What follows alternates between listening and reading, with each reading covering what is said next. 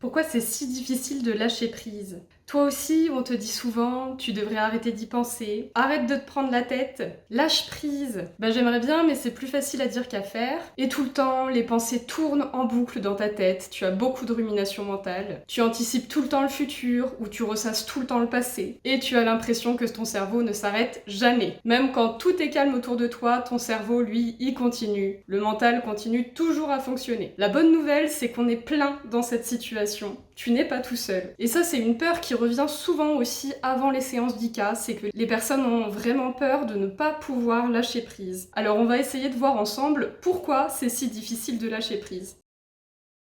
La première explication, c'est que votre cerveau essaie tout simplement de vous protéger. On imagine souvent que le contrôle, vouloir tout contrôler, c'est un défaut, mais c'est souvent en fait un mécanisme de protection. Lorsqu'on vit des périodes de stress, des déceptions ou lorsqu'on est en insécurité, notre cerveau apprend à anticiper. Il pense que réfléchir davantage nous évitera des douleurs, nous permettra d'éviter de souffrir à nouveau. Alors on analyse, on prévoit et on imagine tous les scénarios possibles. Le problème, c'est qu'on n'est plus en capacité de faire la différence entre une menace réelle ou un simple inconfort. Et à force, le mental reste toujours en état d'alerte.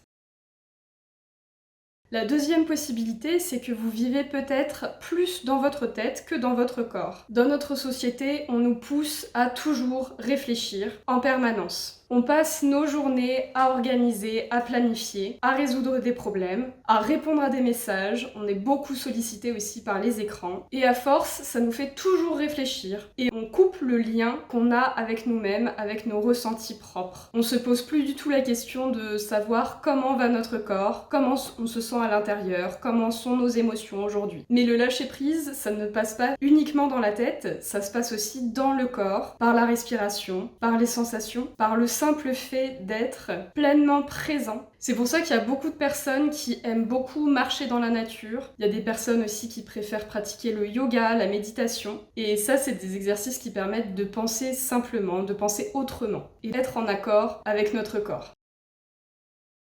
La troisième explication, c'est que vous êtes peut-être en surcharge mentale, et le lâcher-prise, ça devient difficile quand on a l'impression de devoir tout gérer autour de nous. Le travail, les rendez-vous, la famille, le ménage, les finances, les projets, le quotidien. Même quand le corps se repose, on a toujours des listes à faire dans notre tête, qui tournent en boucle et en boucle. Dans ces cas-là, c'est pas un manque de volonté, c'est qu'on est trop sollicité, et c'est pour ça que le lâcher-prise, ça devient difficile.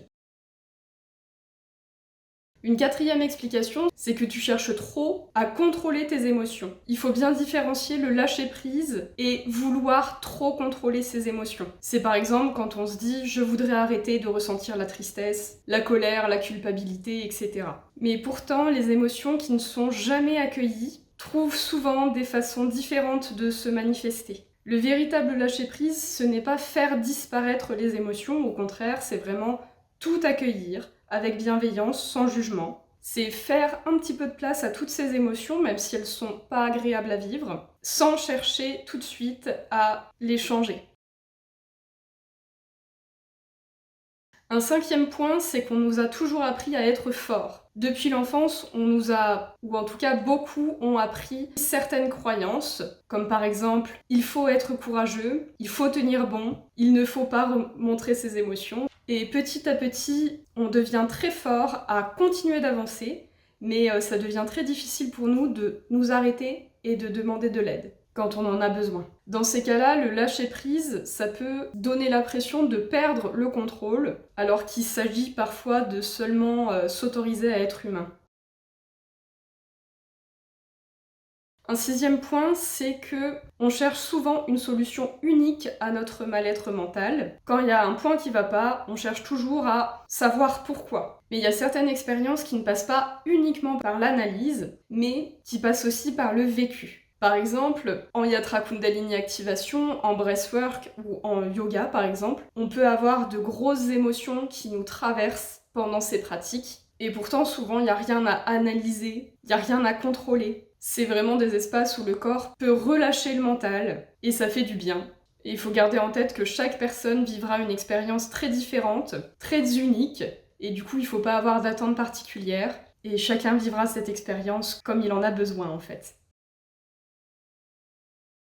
Un dernier point, c'est que le lâcher-prise n'est pas une destination. Et c'est pour moi la chose la plus importante à retenir. Le lâcher-prise, c'est pas un état qu'on atteint une bonne fois pour toutes, c'est vraiment un chemin. Il y aura des moments où ce sera facile, vraiment fluide de lâcher prise, alors qu'il y aura des moments où ce sera plus compliqué parce que le mental reprendra trop vite le dessus. Et c'est normal et surtout c'est pas grave. L'important c'est vraiment de développer ce lâcher prise petit à petit. C'est cette capacité à revenir à son corps, à sa respiration et à l'instant présent. Et au départ, ça peut être peut-être que quelques secondes, et au fur et à mesure, ça peut se transformer en minutes et de plus en plus longtemps. Alors après avoir dit tout ça, c'est bien gentil, mais comment est-ce qu'on lâche prise ?